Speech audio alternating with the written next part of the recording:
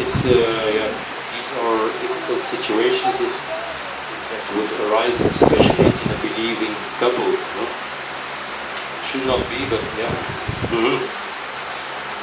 We are humans, even after baptism we remain humans.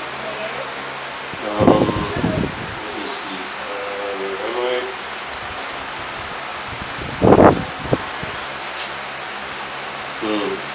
It's already 5:30. Maybe I should stop here. I'm still going to Mark and Matthew and so on. Let's just cut here. Sabbath is about ending around this time. Let me just recap the exception. So maybe to recap, yeah, something Joshua brought the law to a higher level, and in a sense he did. He added the spiritual aspect to the law, or did not really add it, because the spiritual aspect of the law is already present in the Old Testament to a lesser degree than in the New Testament. But he magnified the law, first of all by keeping it himself, by his personal example, also by his teaching. He did not contradict Moses. That is important.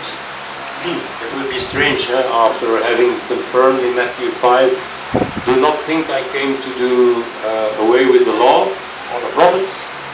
Not one iota or one tittle of the law would disappear before heaven, as long as heaven and earth are there. So he did not do away with one iota or one tittle of Deuteronomy 24 verses 1 to 4. He's just expounding a bit on this uncoveredness, this uncleanness. He's confirming that exception, that for that reason you can indeed put away your wife. The theory that you can separate but not divorce and not remarry, and that your marriage is for life, that it cannot be ended, but that's not true. You can divorce. You can divorce. Divorce is always a failure. No one wants a divorce. Yahweh hates divorce. We will see that in one of the next weeks. Yahweh hates divorce, and so should we. But there are cases where it is even mandatory to divorce. Also, we will come to that later on. Yahweh is an Elohim of righteousness. There are those who say, you're a believer, imagine, the husband is a believer, the wife is a believer, or at least she was a believer, and then she turns her back on the faith. She gets an affair with another man. She has a child with him. She lives with him. She has another child with him. Don't tell me that Yahweh is punishing the righteous husband by saying, too bad for you, you cannot remarry. You cannot get a divorce, so you cannot remarry. You just stay single and you closely watch your wife. When finally she dies, then you can remarry.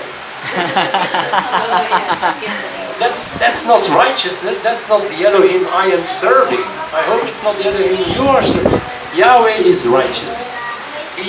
In the Old Testament, this woman would have been executed. The husband could remarry the next day, legally speaking. And now, in the New Testament era, hooray, grace abounds. She is not executed. She continues to live. And then they want us to believe that the consequence is, too bad for the husband. He must now stay single.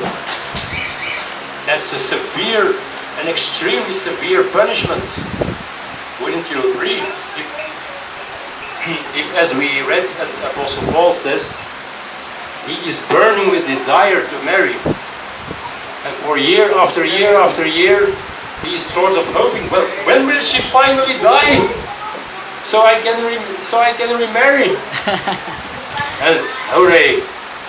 When he's 89 years old, his wife dies at the age of 85. Now he can finally marry. I would say, too late for this man to found a family.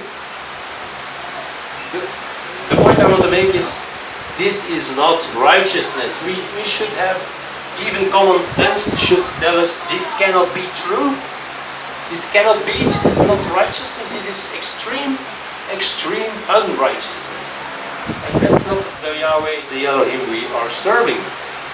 He punishes the one who is guilty, and he sets free the one who is unguilty. You know, there is a saying that goes, when there is a divorce, both are at fault. Have you heard that?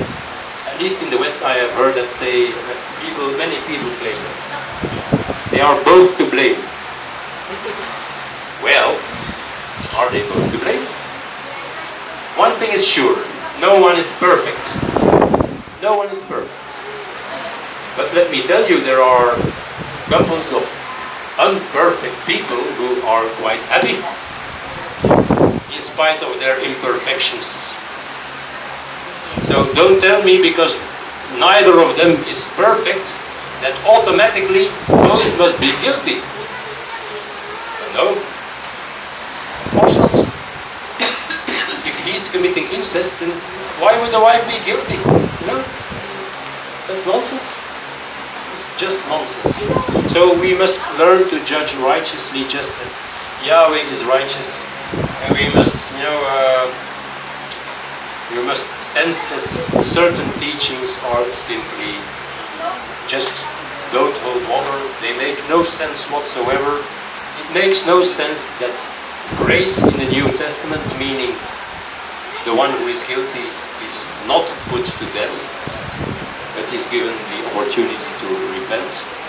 And this would have as a consequence that the party who has been faithful to his spouse is now punished maybe for life, a life of celibacy.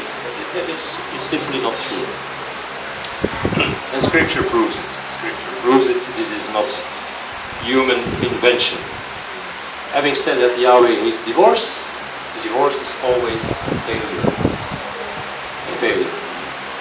Joshua said, "For the hardness of your heart, Moses has given you this command." And Joshua is not saying, well, and now there are no more people with hardness of heart. He was constantly rebuking the Pharisees and the Sadducees and many Jews who had that same hardness of heart. So the reason why the command was given in Moses' time was just as valid in Joshua's time. There were still people with hardness of heart, and right now there are also still people with hardness of heart. So I hope at least that so far I have shown there is no contradiction between Old Testament and New Testament. Joshua is confirming all Old Testament laws, including the one about putting your wife away.